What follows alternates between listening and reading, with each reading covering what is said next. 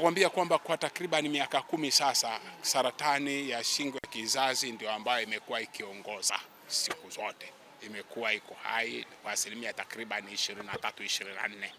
Na hii ni saratani ambayo inasababishwa na kirusi kinachoitwa human papilloma virus, ambacho sasa hivi kuna chanjo by the way, ambazo nadhani kampeni zinaendelea katika mashule ya msingi na shule za sekondari kuwachanja mabinti ambao wako chini ya miaka 14 kupata hizo chanjo. Kwa hiyo ni saratani ambayo inaweza ikazuilika kwa zaidi ya asilimia 80 kwa kupata chanjo, alafu asilimia 20 kwa kufanya screening na early diagnosis. Kwa hiyo kimsingi katika nchi zetu zilizoendelea ni kama vile hii saratani haipo, kwa sababu watu wamechanja, alafu wana uchunguzi wa awali ambao unafanyika kwa wale ambao hawakuchanja. Kwa hiyo inapoteza maisha kwa kina mama wengi, kwa kina dada wengi, lakini ni saratani ambayo inaweza ikazuilika kama sio kufutwa kabisa. Baada hapo inafuata saratani ya matiti kwa kina mama. Kwa kina baba inakuwa ni saratani ya utumbo mpana, alafu inakuja saratani pia ya tezi dume.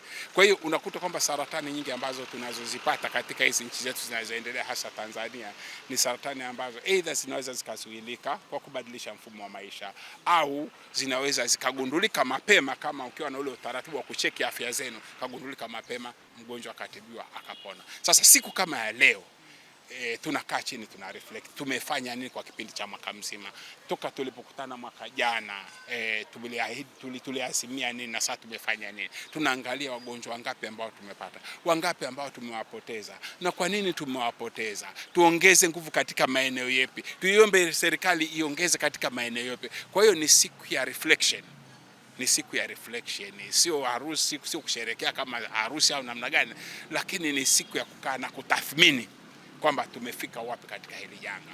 Ikiwa leo ni siku ya maadhimisho ya siku ya kansa duniani, tumeshiriki kikamilifu toka mwanzoni wakati wa maandalizi, na hii kama mnakumbuka, hii ni mara yetu ya pili sisi kushiriki pamoja na Ocean Road pamoja na wadau mbalimbali wa afya katika kuadhimisha siku hii adhimu ya siku ya saratani duniani. Mwaka jana pia tulishiriki na mwaka huu pia tumeshiriki kama wafadhili wakuu. Na kipekee ningependa kuchukua nafasi hii kuwashukuru pia GSM Group of Companies kwa sababu ufadhili wetu huu umewezeshwa na wao, na kupitia kampuni yetu ya GSM Beverage tumetoa maji yote ambayo leo washiriki wote wa siku hii wamepata pamoja na other refreshments, lakini pia kupitia ufadhili huo tumeweza kutoa t-shirts zote ambazo mnaona watembeaji wa leo au washiriki wa leo wamezivaa. Labda niseme tu kwa kifupi kwa nini sisi tumeshiriki siku hii au kwa nini sisi tumekuwa na utaratibu wa kushirikiana na Ocean Road pamoja na wadau mbalimbali wa afya kuadhimisha siku hii. Takwimu zinaonyesha utafiti uliofanyika mwaka 2022 ulionyesha Tanzania kulikuwa kuna wagonjwa takriban 1044, na kati ya hao wagonjwa 1029 walifariki. Kwa hiyo ni almost asilimia 66 ya watu waliogundulika na magonjwa ya saratani mwaka huo. Kwa hiyo asilimia 66 ya watu waliogundulika kufariki ama kupoteza maisha ni idadi kubwa sana katika asilimia 100. Kwa hiyo nadhani ni kitu ambacho pia watu wengi mnafahamu, ugonjwa wa saratani umekuwa ukikua kwa kasi sana na cases nyingi zimekuwa zikiongezeka.